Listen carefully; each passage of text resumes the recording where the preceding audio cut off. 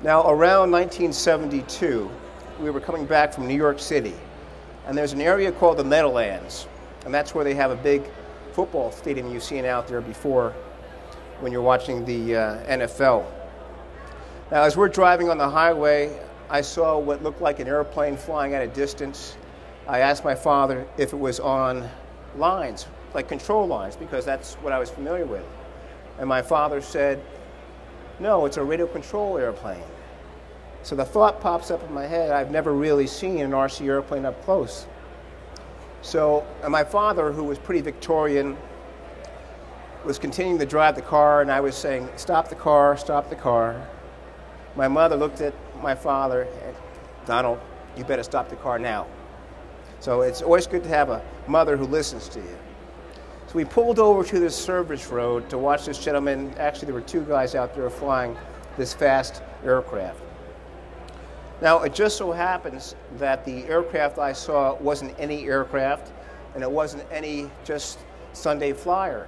I was watching one of the best in the world, just by coincidence, the best in the country, former U.S. RC team member. His name was Jersey Jim Martin, and he was flying a little thing called a Banshee. And that Banshee had an engine called a Weber Speed. And as an adult, I remember all the details of that experience. The acrylic lacquer, silver blue, the little raw mirror retracts that slammed up with the little bitty wheels. And when he took off, he flew that like it was on rails. And I thought, I've never seen precision flying like this in my life. Now, he didn't have to take the time to talk to me, a little kid with a big afro. But when he landed, we walked over, and he spent 20 minutes telling me about the Weber Blackhead, about the retractable landing gear that I had never seen with the little bitty wheels that he had on there, the acrylic lacquer paint, and also the maneuvers that he was doing and why he was doing the maneuvers in a sequence. I didn't know what a sequence was. And that really touched a chord to me, and something I've tried to continue is when you're out there, particularly for all you pattern flyers or jet flyers, and you think somebody else is not as good as you because you're flying that jet and you're flying that pattern ship, remember, they had to start somewhere. Jersey Jim Martin was humble, approachable, and creditable. And that's how we all should be in RC, regardless of what we're flying, because sometimes the worst guys sometimes are the pattern guys, and I'm a part of that group. But remember, you have to start somewhere, and you never know what spark, for example, Jersey Jim had with me. And later on in life, here I am still talking about him. And by the way, he called me on the phone about 2 years ago, and now we're friends. So I watched him take off, and after that, I thought I want to be a pattern pilot. And my father said, you don't have a job. Well, I thought, well, let's have a goal. And the goal was to have an RC system. No more would I be flying this Cox PT-19. I wanted to have a radio control system.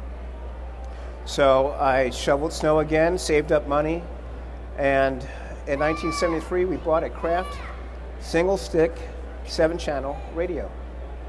Now most of you folks who are my friends know that I fly like a dinosaur with that single stick, and everybody is flying the 2-stick radio. And people ask me, why am I flying a single-stick radio? Well, the truth is, when we got to Rich's Hobby Shop in Paramus, or Wayne, they were out of 2-stick radios. And I was a 12, 13-year-old kid, and I was starting to get upset with my father, and they don't have the radio that I've been looking at. And my father said, you have two choices if you want to fly RC. One is to come home with me in the car. The other is to buy that single-stick radio. So that's why I fly single-stick, and I've been flying it since '73. So my father gave me the choice, hey, listen, this is what we're going to work with today. Otherwise, we're not working with anything.